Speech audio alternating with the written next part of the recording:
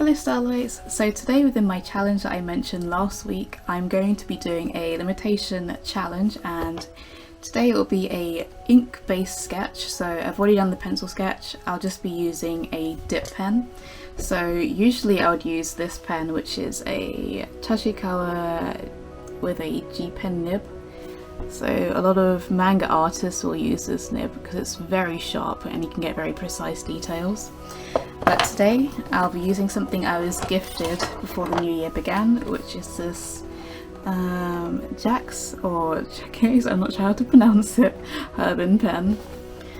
And it comes in this lovely box and a bit of sandpaper. And that is because it is made of glass. It's a glass dip pen.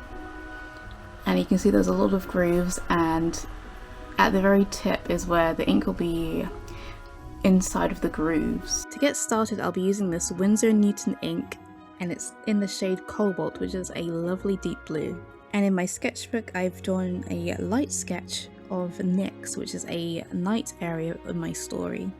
This is where my main characters and my side characters, Dawn, Nyx, and Shade, live. Deep hidden within their forest is a beautiful pathway and an area called Moon River.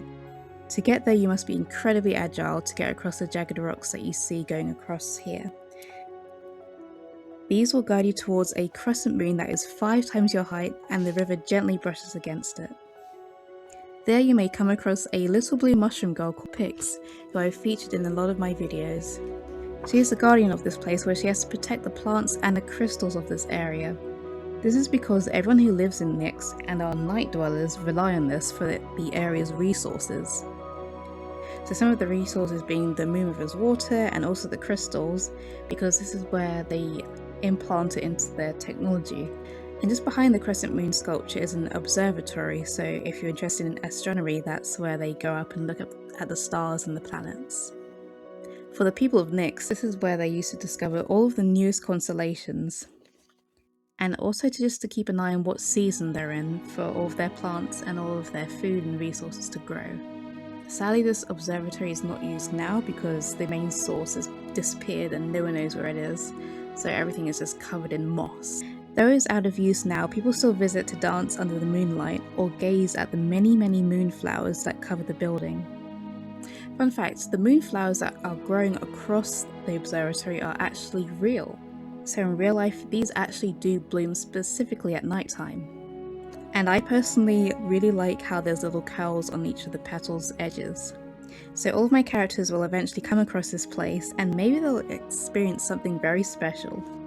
If you're into astronomy like myself, and you do a quick search on Google, you'll be able to find which constellation you're born under just by the month. I hope you enjoyed this video, and if you did, please leave a like and let me know in the comments what constellation you are born under. I'd love to know, and I'll see you in the next one.